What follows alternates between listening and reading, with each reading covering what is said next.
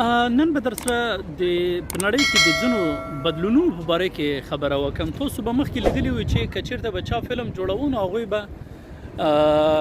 یعنې فلم په غټې سبي و نو هغوی به د هلیکوپټرو څخه استفاده کوله. په هغې کې به یو پیلوټ و، یو به هغه کیمرامین و. خو نن سبا تاسو ګورئ چې موږ ډرون لرو او د دغه ډرون په واسطه چې دی هم فلم کېږي، پیلوټ هم ته ضرورت نشته دی او هغه کیمرامین ته هم ضرورت نشته، ځکه به همدغه ډرون چې دی کیمرې لري او د دغو کیمرو په واسطه هغه دی دوی کولی شي چې فلم وکړي. نو تقریبا په 10 کالو کې دا یو بدلون دی چې پیلوټ هم خپله دنده له لاسه ورکړله او کیمرامین هم خپله دنده له لاسه ورکړله. مخکې به چېرته موږ مقاله لیکله نو مجلې ته به مو ورکوله، مجلې خپل هیئت تحریر درلوده او هغه هیئت تحریر څخه هم تېرېدل ډېر زیات سخت و، ځکه سخت و چې هغوی به موږ لیکنو ته یا د کلاس لیکنو په سطحه نه لیدل، یعنې یا به موږ مطرح کسان نه ورته ښکاره کېدلو، ځکه یعنې هغه د اخبارونو مجلو خپله یو مافیا وه په سابق کې چې هغوی نه به تېرېدل یم نو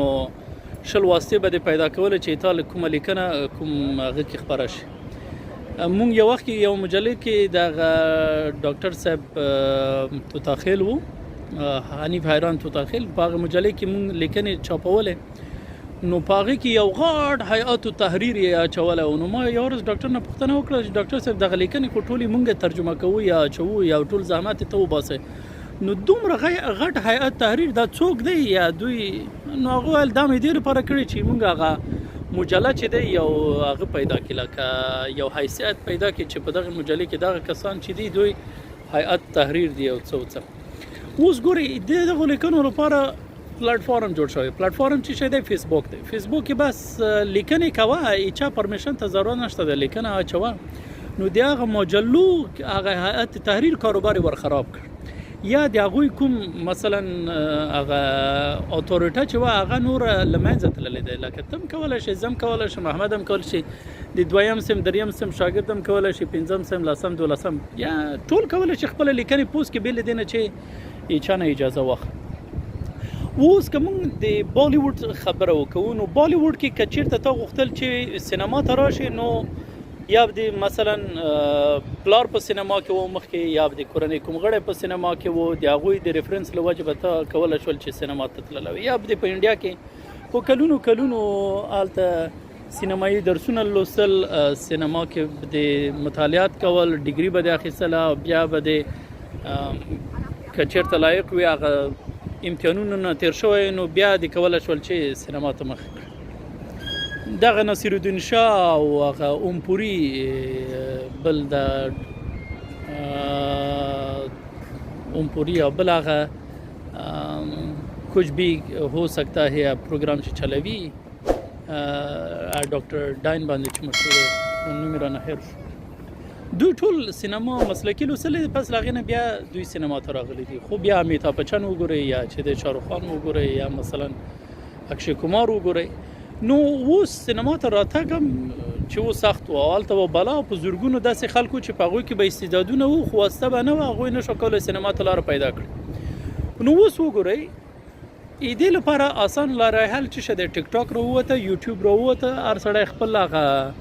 لاند فلمونه چې دي یا جوړوي هغوی په ټیک ټاک کې په یوټیوب کې اچوي او په میلیونونو فالوورز پیدا کوي، میلیونونو فالوورز. نو ما ارمان دا و چې زه اکټینګ وکولی شم او اکټینګ مې خلک خوښ کړي، نو هغه څه د فلم د سینما له لارې وي او یا چې د ټیک ټاک له لارې وي، یوټیوب له لارې وي، مقصد هغه د لیدونکي مې پیدا کړي. بل پوهنتونونه و، لکه مثلا یو کس باید حتمي پوهنتون ویلی وی او 4 کاله کورس باید لوستلی وی، پس له هغې نه بیا په یو بخش کې تخصص ترلاسه کړی وی. خو اوس تاسو کولی شئ چې د مهارتونو د ترلاسه کولو لپاره یو خو د معلوماتو سخت باران دی، لکه هر طرف نه معلومات دي، معلومات د پخوا په پرتله چې دي ډېر زیات شوي دي. نو اوس تاسو کولی شئ چې یوټیوب کې هغه د اړتیا وړ مهارتونه چې دی په خپله زده کړئ، بې له دې نه چې تاسو چېرته مثلا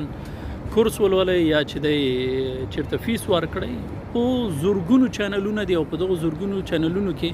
په زورګونو خلک دي ناست دي او هغوی تاسو ته درسونه درکوي فری درکوي پیسې هم نه درڅخه غواړي. بل د کتابو تاسو به ایما لکه موږ مکتب په دوره کې یا پوهنتون په دوره کې ځینو استادانو به ریفرنس نه شریکوه او هغوی دلیل دا و که چېرته ایما شاګرد عین ریفرنس ته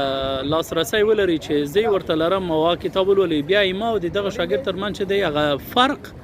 له منځه ځي. اوس تاسو کولی شئ چې هر کتاب نوم ولیکئ .pdf ورسره ولیکئ په زرګونو کتابونه تاسو د انټرنیټ څخه ډاونلوډولی شئ او که کینډل مو واخیسته تاسو کولی شئ چې هلته د امازون کینډل د امازون پروډکټ دی خو د هغه طریقه تاسو کولی شئ چې په سلګونو زرګونو او میلیونونو کتابونو ته لاسرسی پیدا کړئ. نو هغه کتابخانو ته کوم رجستریشن کارت چې و یا کتابخانو کې ځان ثبتول چې و یا کتاب اخیستل چې و دغه ټول اسانه شول کینډل کې راټول شو. خو راځو خریداري ته. خریداري چې دی موږ به یو دکان جوړو په هغه دکان کې به مو شیان کېښودل بیا به خلک راتلل بیا به ټتې پټې کولې چې دا مو خوښ شو دا مې خوښ نه شو دی کې دا مشکل دی کې هغه مشکل. کرایه به در باندې سرباري چارج و هغې کې به د 3-4 نفره کېنولي و هغوی به هم درڅخه پیسې اخیستلې. خو اوس موږ هغه دی امازون سټورز لرو ای بی سټورز لرو شاپیفای باندې کولی شو چې خپل سټور خلاص کړو. ته کولی شو چې حتی بې له سرمایه‌ګذارۍ څخه صفر سرمایه‌ګذاري څخه ته په ځینو شاپیفای کې سټور خلاص کې ډراپ شپینګ وول سیل سیلینګ یا لیسټینګ له طریقه ته کولی شو هغه دی خپل اجناس خرڅ کړي. ته به ناست وي په وطن کې او جنس به خرڅوي په دوبۍ کې جنس به خرڅوي په سعودي عربستان کې جنس به خرڅوي کاناډا کې جنس به خرڅوي په استرالیا کې. نو دغه دی په دغه برخه کې هم هغه دی بدلون راغی تغیرات راغلل خلک چې دی اوس کولی شي سټور ولري دنیا په هر کونج کې جنس خرڅ کړي بې له دې نه چې هلته کرایه ورڅخه واخیستل شي یا چې دی په فزیکي ډول خپله وي یعنې هغه محدودیتونه چې شول هغه محدودیتونه له منځه لاړل. بل موږ څو شیانو باندې تر اوسه پورې خبرې وکړلې. یو خو مو په اخبار باندې خبرې وکړې مجلې باندې خبرې وکړلې چې فیسبوک دی هلته موږ کولی شو چې لیکل وکړو. بل فلم دنیا باندې مو خبرې وکړلې کتاب باندې مو خبرې وکړلې بل چې دی په ډرون باندې مو خبره وکړله بیا مو اوس په سټورز جوړولو باندې خبره وکړله. نو په دنیا کې داسې تغیرات چې دي ډېر تیز را روان دي او که چېرته موږ ورسره ځان برابر نه کړو نو موږ به بیا ډېر زیات سخت تاوان کړی او بیا به وروسته ارمان کوو.